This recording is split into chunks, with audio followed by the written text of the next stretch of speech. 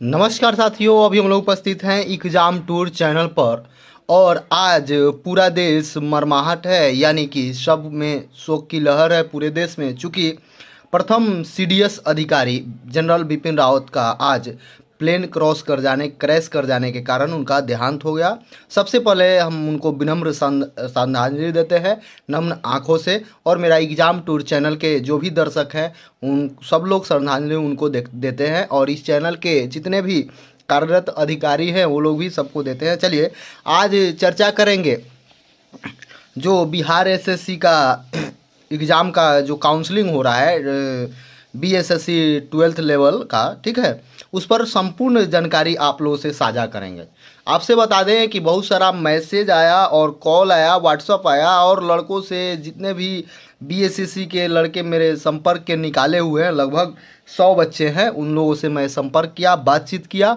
और उसके बाद कई सारे शिक्षकों से बात करने के बाद आज ये कई दिन से आया हुआ था, लेकिन मैं इस पर डिस्कस नहीं कर रहा था, क्योंकि सब कुछ जानने के बाद डिस्कस किया जाता है कि कोई आप लोगों को परेशानी ना हो। इसलिए हम बता देंगे कि आप थोड़ा सा लंबा वीडियो हो सकता है, लेकिन अंत तक जरूर देखेंगे। आप लोग करते हैं क्या, स्किप कर देते हैं, इससे समस्या होती है आपको। और आप बार बार मैसेज कीजिएगा, बहुत सारा वीडियो देखना पड़ेगा, इसलिए आप एक ही वीडियो देखें और अंत तक देख लें, इसमें आपको कोई परेशानी नहीं होगी। और उसके बाद आपको पुनः किसी वीडियो को देखने का ज़रूरत नहीं पड़ेगा। सबसे पहले बता दें कि जो बिहार एसएससी का इंटर का काउंसलिंग डेट है वो अब आ चुका है। आपको 14 से लेकर 24 तक होगा, ठीक है। दूसरी बात आपसे बता दें कि ये जो ज्ञाप्ति संख्या है 5710, ठीक है। और बता दें 7/12/2021 का है। क्या क्या आप लोगों को ले जाना है, कैसे क्या करना है, इस पर चर्चा करेंगे। विज्ञापन संख्या 077-114 प्रथम इंटर स्तरीय संयुक्त परीक्षा 2014 की मुख्य परीक्षा के उपरांत काउंसलिंग हेतु 14,410 से योग्य उम्मीदवार पाए गए। अभ्यर्थी की सूची आयोग के वेबसाइट पर ये सूचित ज्ञापन संख्या 5693A दिनांक 4/12/2021 द्वारा प्रदर्शित कर दी थी। उसके बाद दिनांक 14/12/2021 से 24/12/2021 तक एएन कॉलेज में कहाँ जाना है ये भी आप जान जाएं कि एएन कॉलेज में आपको जाना है।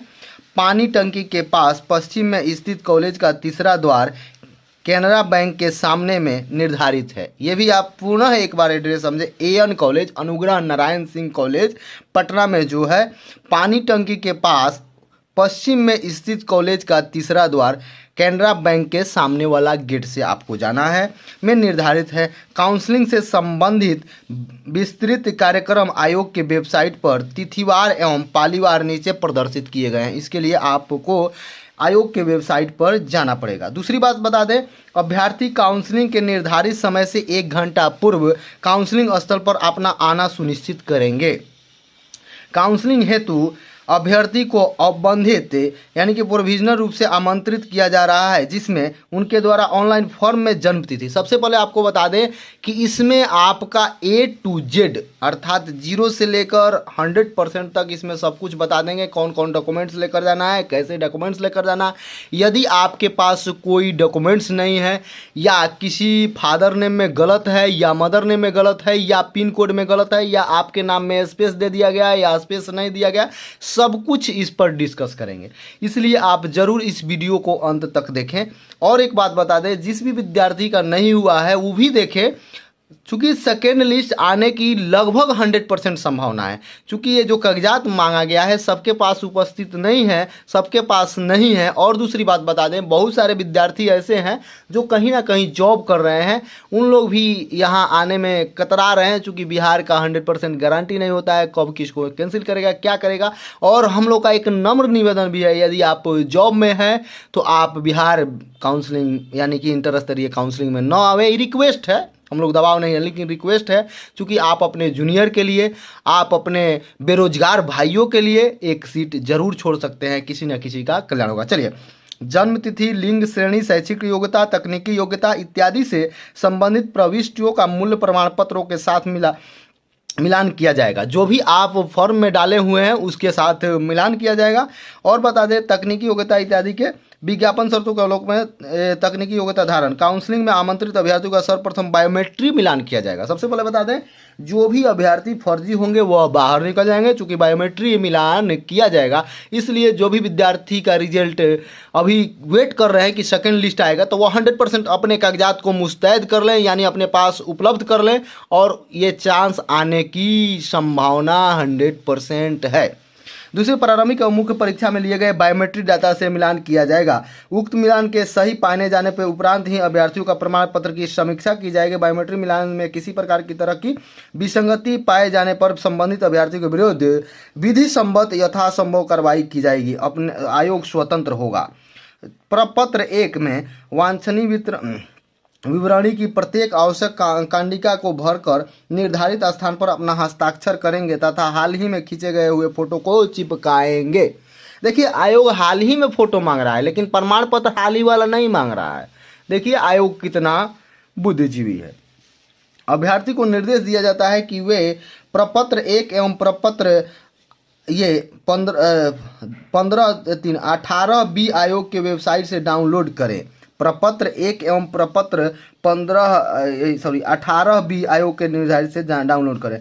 आमंत्रित विद्यार्थियों के विहित प्रपत्र 1 तथा वांछित प्रमाण पत्रों की मूल प्रति यानी कि सेकेंड कॉपी PDF के रूप में, अब बताइए PDF भी आपको ले जाना है बॉस, पेन ड्राइव में संधारित कर काउंसलिंग में लाना सुनिश्चित करें। आप भी एक पेन ड्राइव ले लीजिए।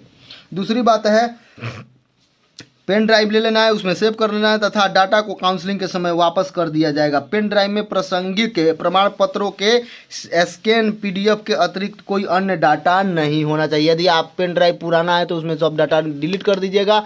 ये नहीं कि उसमें कुछ गाना है, वीडियो है या कोई मूवी वगैरह है तो उसको लेकर आपको नहीं जाना है। दूसरी बात बता दें, अभ्यर्थी अपने साथ निम्न, अब यहाँ से आप जरूर सुने, आपके लिए बहुत ही महत्वपूर्ण हो जाएगी। पूर्ण रूप से जैसा अभ्यर्थी को क्या क्या लेकर है, पूर्ण रूप से भरा हुआ एवं निर्धारित स्थान पर हस्ताक्षरित एवं चिपकाया हुआ फोटो युक्त प्रपत्र 1। 2 में देखिए, बिहार कर्मचारी चयन आयोग द्वारा लिखित परीक्षा यानी कि प्रारंभिक एवं मुख्य परीक्षा हेतु निर्गत प्रवेश पत्र भी आपको लेकर आना है। दोनों प्रवेश पत्र होना चाहिए। चलिए दूसरा देखते हैं। 3 नंबर में कह रहा है, मैट्रिक अथवा समकक्ष उत्तीर्ण का मूल प्रमाण पत्र एवं प्रमाण पत्र दोनों आपको होना चाहिए। चौथा में है, इंटरमीडिएट अथवा समकक्ष उत्तीर्ण का मूल प्रमाण पत्र एवं प्रमाण पत्र। अनुसूचित जाति अनुसूचित जनजाति के अभ्यर्थियों के लिए समकक्ष अधिकारी द्वारा निर्गत जाति प्रमाण पत्र। पिछड़ा एवं अन्य पिछड़ा वर्ग के अभ्यर्थियों के लिए सक्षम अधिकारी द्वारा निर्गत क्रीमी लेयर होना चाहिए। निर्धारित प्रपत्र में विकलांगता संबंधित प्रमाण पत्र, यदि आप विकलांग हैं तो सक्षम अधिकारी द्वारा निर्गत अस्थायी आवास प्रमाण पत्र आपको चाहिए। भूतपूर्व सरकारी सेवा संबंधित प्रमाण पत्र, यदि आप सरकारी सेवा भूतपूर्व कोई है तो उसके लिए चाहिए। 10 में आइए, टंकन यानी कि आप टाइपिंग यदि किसी इंस्टीट्यूट से सीखे हैं तो उसका प्रमाण पत्र सरकार को चाहिए। आंसू लेखन प्रमाण पत्र, शॉर्ट हैंड है तो उसके लिए भी चाहिए। कंप्यूटर दक्षता में देखिए, MS office basic word processing का ज्ञान जो आप भरे हैं संबंधित प्रमाण पत्र चाहिए। फिर एक बार, कंप्यूटर दक्षता यदि आप टिक लगाए हैं तो MS office basic word processing का ज्ञान आपको चाहिए। 13 में आइए, सरकारी संस्था सरकार द्वारा मान्यता प्राप्त संस्था से डिप्लोमा इन कंप्यूटर एप्लीकेशन, यदि आप DCA में टिक मारे हुए हैं तो आपको DCA का प्रमाण पत्र चाहिए। और बता दें 14 नंबर में क्या कह रहा है, भारतीय पुनर्वास परिषद से मान्यता प्राप्त संस्था से व्यवसायिक प्रशिक्षण में डिप्लोमा या ITI से सर्टिफिकेट कोर्स एवं भारतीय पुनर्वास परिषद से निबंधित बुनाई अनुदेशक यानी कि राजकीय मुकबधिक या मध्य विद्या पद पर शिक्षक राजकीय मुकबधिक मध्य विद्यालय पद के लिए। चलिए आगे देखते हैं। 15 नंबर, भारतीय पुनर्वास परिषद से मान्यता प्राप्त संस्थाओं से केयर यानी कि गिवर ट्रेनिंग फाउंडेशन कोर्स संबंधित प्रमाण पत्र भारतीय पुनर्वास परिषद से निबंधित रीडर राजकीय नेत्रहाट विद्यालय पद से। यदि आप उसमें है टिक लगाया है तो आपको ये सारी चीज़ ज्ञान होगा। उसी समय जब 14 में फॉर्म भरा गया था तो उस समय मांगा था। 16 में देखिए, विदेशी भाषा अंग्रेजी छोड़कर संबंधित ज्ञान प्रमाण पत्र। 15 में, फोटो युक्त पहचान पत्र यथा Aadhaar card, voter ID, PAN card, driving licence, ये ऑब्लिक दिया गया है तो इसमें से कोई एक चलेगा, ये आप ध्यान में रखें। उसके बाद क्रम संख्या 1 से 17 तक अंकित पत्रों जो लागू हो मूल एवं 3 सेट स्वाभाविक प्रमाणित छाया प्रति लेकर आए। पेन ड्राइव में देखिए प्रश्न संख्या 1 से 17 तक में आपको जो लागू हो रहा है, लागू का अर्थ हुआ आप जो फॉर्म में भरे हुए हैं वो लेकर आना है। आप ये नहीं सोचे कि हमको सब प्रमाण पत्र में हो, नहीं, बॉस आप जो फॉर्म डाले हुए हैं, आप जिस वेराइटी से भरे हुए हैं, वेराइटी हम इसलिए बोलते हैं कि सबको समझ में आ जाए, क्योंकि आप लोग बहुत लोग ठेठ बिहारी हैं। और बार बार मैं बोल रहा हूं कि बॉस आपके पास कोई त्रुटि है तो आप कोर्ट से एफिडेविट करवा लीजिए। चलिए आगे बढ़ते हैं।